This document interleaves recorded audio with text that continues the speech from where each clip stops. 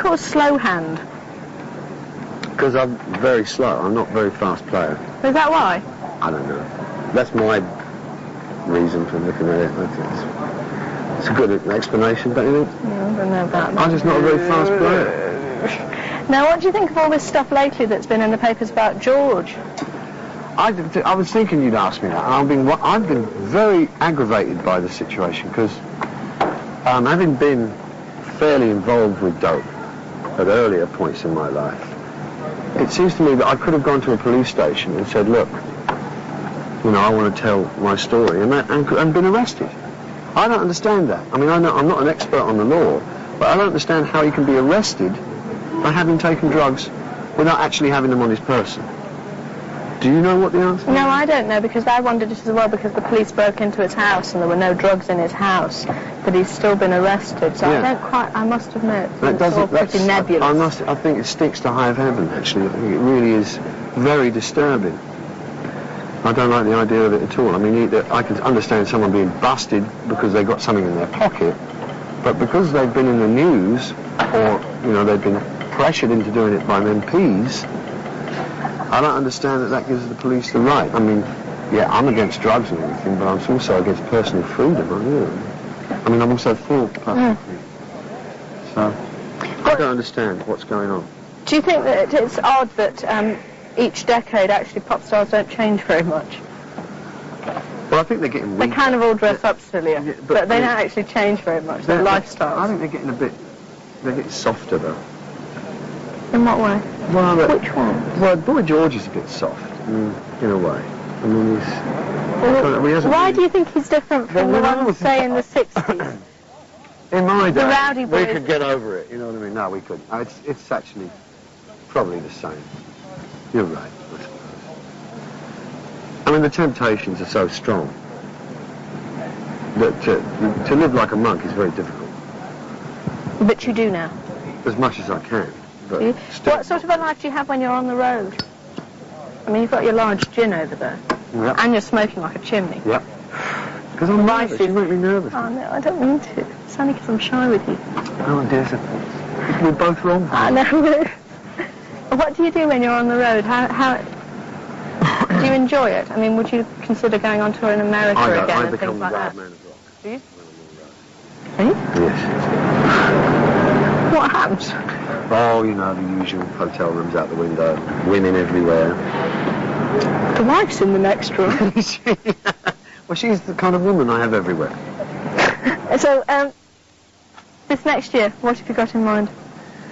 I think I've got this record coming out in September, so I'll promote that. And it's called? It's called One More Car, One More Rider. And it's a Meisterwork, eh? I think it's probably the best thing I've ever done. And I still think that's because of the company I keep, as much as what I do. Are you going to be touring? Yes, I suppose so. I haven't got any plans yet. I'm going to have a nice holiday first. And then tour. Show the world what you've got again. Yes. All right. Well, that's enough for me. I'm a stoned woman. Oh, you did very well. Oh, I know, but it's really hard when you have to be musical. You're very musical. I was very worried about having to ask you about your pedal. Well.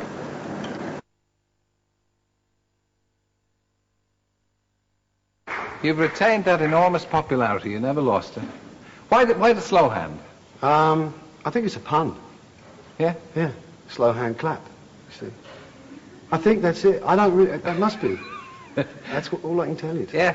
And you've been called, of course, by not just fellow guitarists, but by everybody, the greatest. What, in all engaging modesty, what makes you a legend? What has made you that? I mean, apart from talent. I think it's a lot of different things all combined. It's something to do with the music itself. I think to begin with, there were very few people playing the kind of music that I took up. The blues to begin with, and then rock and roll. But mainly the blues, and I think that was very rare in England for anyone to be playing it. So first of all, I was quite kind of elite. Yeah. Or were you one of the few people in pop groups at the time who could actually play the guitar?